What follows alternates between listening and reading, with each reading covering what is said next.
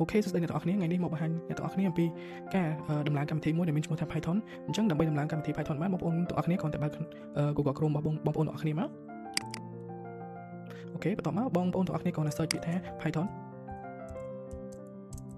អូខេបន្ទាប់មកយកពាក្យ download the last version អូខេបងប្អូននឹងមកដល់កន្លែងនេះអញ្ចឹងបងប្អូនគ្រាន់តែចុចលើពាក្យ Python last version នេះមកអូខេអញ្ចឹងបងប្អូនគ្រាន់តែចាំរយៈពេលខ្ទង់1នាទីអីសិនអូខេបងប្អូនទាំងអស់គ្នាសម្រាប់ពេលនេះគឺការ download របស់ខ្ញុំបានពេញលេញហើយអញ្ចឹងខ្ញុំយក mic របស់ខ្ញុំនេះយកទៅដាក់ពីលើ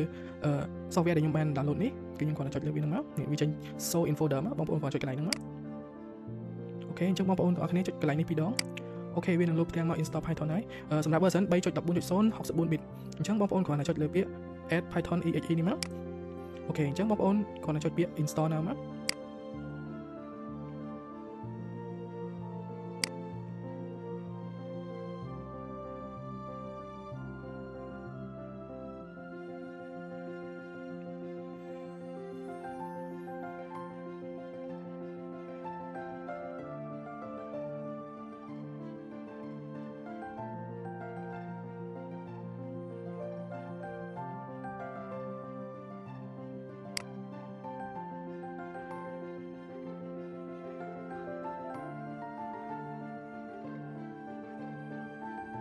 អញ្ចឹងបងប្អូនទាំងអស់គ្នាគ្រាន់តែរងចាំតិចទៅ